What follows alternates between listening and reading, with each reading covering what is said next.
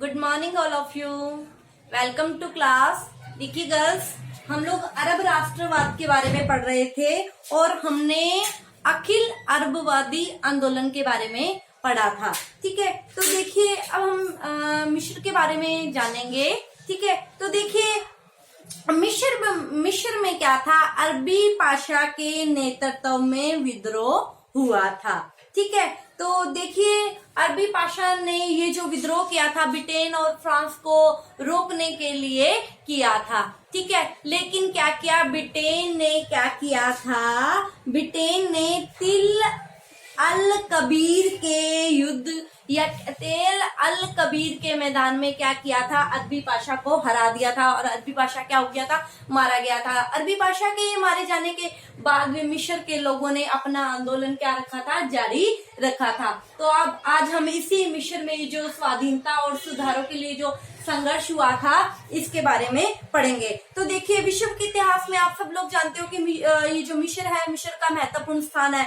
अगर हम इसकी भौगोलिक स्थिति की बात करते हैं तो इसकी ऐसी भौगोलिक स्थिति है कि प्राचीन काल से ही विश्व के अनेक देश क्या चाहते थे, इस पर अपना प्रभाव स्थापित करना चाहते थे। क्यों? क्योंकि ये पूर्व और पश्चिम का संगम स्थल भी है और आप सब लोग जानते हो कि स्वेज नहर भी यहाँ है। ठीक है, इसी कारण क्या है, अमेरिका है, ब्रिटेन है, फ्रांस है, सभी क्या है मिस्र पर अपना आधिपत्य स्थापित करना चाहते थे, मतलब अपना प्रभाव बढ़ाना चाहते थे। ठीक है, अतः मिस्र ने अपनी स्वाधीनता के लिए या इनके प्रभाव से मुक्त होने के लिए जो संघर्ष किया था उसे ही मिस्र का स्वाधीनता संघर्ष कहा गया है। तो देखिए अगर हम मिस्र की बात करते हैं तो मिस्र है कहाँ, अफ्रीका के उत्तर पश्चिम में नील नदी के तट पर मिस्र एक छोटा सा देश है।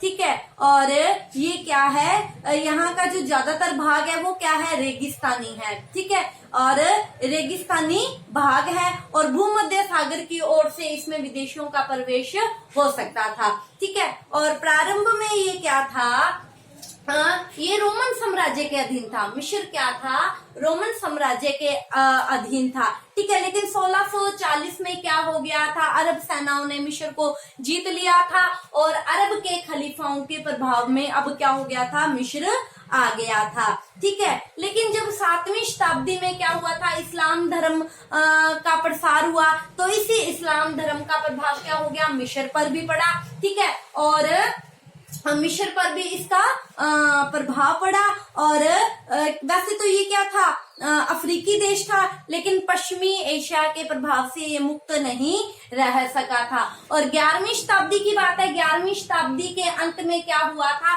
सलादीन नाम का एक व्यक्ति था, सलादीन ने इसे जीत लिया था और 4 शताब्दी तक सलादीन के जो आगे वंशज हुए थे, सलादीन के वंशजों ने क्या किया था, मिस्र पर शासन किया था।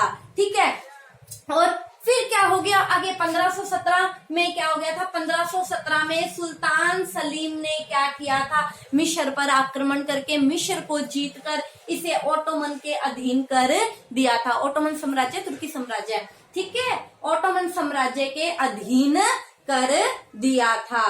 ठीक है, और अगर हम बात करें जुलाई 1798 की तो नेपोलियन बोनापार्ट ने भी मिस्र पर क्या किया था, अपना आधिपत्य स्थापित करने की चेष्टा की थी, लेकिन बाद में उसने क्या किया था, ओटोमन साम्राज्य को मिस्र क्या कर दिया था, वापस लौटा दिया था। लेकिन जब नेपोलियन ने यहाँ पर आक्रमण किया था तो नेपोलियन के इस आक्रमण के से क्या हो गया था, मिस्र में आधुनिकीकरण के लिए मतलब नेपोलियन का आक्रमण मिस्र के आधुनिकीकरण के लिए महत्वपूर्ण सिद्ध हुआ। क्यों? क्योंकि जब नेपोलियन की सेना यहाँ पर आक्रमण करने गई थी तो अनेक विद्वान गए थे, वैज्ञानिक गए थे, दार्शनिक गए थे। ठीक है, तो इससे क्या हो गया था, मतलब ये काफी सारे नेपोलियन वैज्ञानिकों, दार्शनिकों को मिस्र साथ ले गया था, जिसमें मिस्र में क्या हो गया था, नई तरह की ज्ञान विचारधारा का प्रभाव हो गया था। ठीक है, लेकिन ब्रिटेन और तुर्की को ये गवारा नहीं हुआ।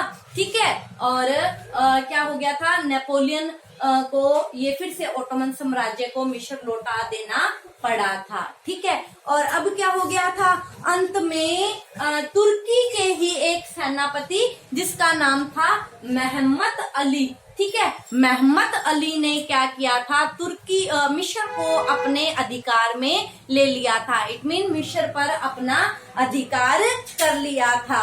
ठीक है, क्यों? क्योंकि अब क्या हो गया था, तुर्की का जो शासक था उसकी स्थिति क्या हो गई थी, कमजोर हो गई थी। उसकी कमजोर स्थिति का लाभ उसी के ही सेनापति ने उठाया और मिस्र को अपने हाथों में ले लिया और उसने यहाँ के शासन में जो भ्रष्टाचार था उसको खत्म किया और यहाँ पर एक शक्तिशाली अनुशासित सेना की स्थापना की और उसके बाद उसने साम्राज्य विस्तार की ओर ध्यान दिया। ठीक है, देखिए अब जो तुर्की का सुल्तान था उसने भी क्या किया था, इस मेहमत अली के शासन को स्वीकार कर लिया था। और ये जो मेहमत अली था ये नाम मात्र ही तुर्की के अधीन था, मतलब नाम मात्र के लिए इसने तुर्की की अधीनता स्वीकार की थी। और वैसे ये क्या था, मिस्र का एक स्वतंत्र शासक था और इसने 40 वर्षों तक शासन किया था और इसी 40 वर्षों के अंतर्गत इसने क्या किया था, मिस्र की काया ही पलट दी थी। ठीक है, वैसे ये खुद क्या था, अनपढ़ था। ठीक है, लेकिन फिर भी इसने पाश्चात्य विचारों को प्रश्रय दिया। उसने फ्रांस से विशेषज्ञों को, व्यापारियों को, विज्ञान और शिक्षा का जो प्रबंध किया वो फ्रांस से विशेषज्ञ बुलाए गए ताकि मिस्र क्या है, आधुनिक यूरोप से पिछड़ा न रह सके। इस कार्य को करने के लिए उसे वैसे अनेक संघर्षों का क्या करना पड़ा था, सामना करना पड़ा था, लेकिन फिर भी वो मिस्र को आधुनिक यूरोप के बराबर लाकर ही रहा। ठीक है, और उसने मिस्र में सुधार करने के लिए अनेक कार्य किए। जैसे उसने पहले क्या किया, सैन्य शक्ति का विकास किया। देखिए अगर हम सैन्य शक्ति की बात करते हैं तो मेहमत अली ने सबसे पहले क्या किया, सेना का आधुनिकीकरण किया। इसने क्या किया था, फ्रांस के सैन्य अधिकारी कर्नल सीबस को उसने बुलाया था ताकि पश्चिमी देशों की पद्धति पर मिस्र के लोगों को सैनिक प्रशिक्षण मिल सके। और इसी फ्रांसीसी सैनिक ने बाद में क्या किया था, इस्लाम धर्म ग्रहण कर लिया था और कर्नल सीबस सुलेमान पाशा के नाम से क्या हो गया था, विख्यात हो गया था। और ठीक है, इसके पश्चात मेहमत अली ने क्या किया, 1820 में सूडान पर अपना अधिकार कर लिया। 1831 में इसके पुत्र इब्राहिम ने क्या किया था, सीरिया पर अधिकार कर लिया था। ठीक है, और सीरिया पर अधिकार कर लिया, सूडान पर अधिकार कर लिया। तो इस तरह इसकी सैनिक शक्ति क्या हो गई थी, बढ़ गई थी। ठीक है, और लेकिन जब बाद में तुर्की और रूस के मध्य संधि हो गई, ठीक है, तो इसकी सैन्य शक्ति थोड़ी सी कम होने लग गई थी। ठीक है, इसके अलावा इसने प्रशासन में भी क्या किया था, सुधार किया था। प्रशासन में इसने एक नवीन शासन पद्धति का निर्माण किया। इसने शासन का जो आधार था उसमें क्या किया, विकेंद्रीकरण किया। इसके लिए इसने क्या किया था, मिस्र को 7 प्रांतों में विभक्त कर दिया था। ठीक है, और ग्राम प्रशासन को सशक्त और इसने सुसंगठित किया था। ठीक है, इसने जल, सेना, कृषि, वित्त, व्यापार, विदेश, शिक्षा, आंतरिक सुरक्षा अलग अलग क्या कर दिए थे, मंत्रालय स्थापित कर दिए थे और प्रत्येक विभाग को एक मंत्री के अधीन कर दिया था। अगर अब हम फिर इसने भूमि संबंधी सुधार किए, मतलब जितने भी लोगों के पास सामंत वर्ग के पास या जनता के पास जो अधीनस्थ भूमि थी, ठीक है, इसने क्या किया, जितनी भी मतलब कहने का भाव है कि कब्जे में भूमि थी उस सारी भूमि को इसने अपने संरक्षण में ले लिया और सारी भूमि का क्या करवाया, सर्वेक्षण करवाया। ठीक है, अब इसने कृषि और सिंचाई में भी सुधार किए। कृषि अच्छी होगी तभी राजा को ज्यादा से ज्यादा कर मिलेगा। इसने कृषि के क्षेत्र में आधुनिक प्रणाली को जन्म दिया। सिंचाई के लिए राज्य की ओर से नई नई नहरों का निर्माण करवाया गया, पुरानी नहरों की मरम्मत करवाई गई। ठीक है, कृषि के लिए नए नए आधुनिक यंत्रों का प्रयोग किया। ठीक है, और कृषि और सिंचाई में आशातीत क्या हुई, वृद्धि हुई। शिक्षा में भी फिर इसने सुधार किया। वैसे ये खुद क्या था, अनपढ़ था। ठीक है, लेकिन इसने एक शिक्षा मंत्रालय स्थापित किया जिसमें प्राथमिक, माध्यमिक और उच्च स्तर तक की बच्चों को शिक्षा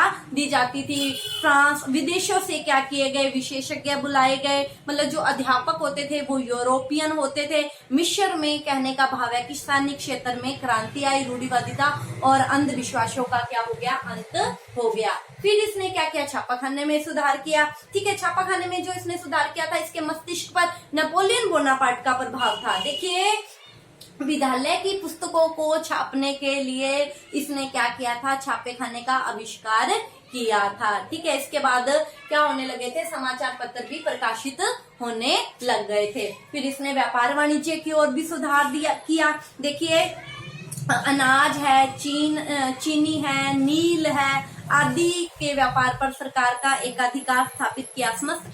व्यापार के समस्त कार्य को करने के लिए इसने सारा कार्य सरकार के अंतर्गत ले लिया। सर्वप्रथम वस्त्र उद्योग का संयंत्र यहाँ पर इसने वस्त्र उद्योग संयंत्र यहाँ पर आयात किया गया। मतलब उद्योगों के क्षेत्र में भी इसने धीरे धीरे काफी तरक्की करनी शुरू कर दी थी। ठीक है, तो आज की क्लास के लिए इतना ही। आगे क्या हुआ, आगे हम कल की क्लास में इस टॉपिक को कंटिन्यू करेंगे। आप इसका स्क्रीनशॉट ले लीजिए। Thank you all of you.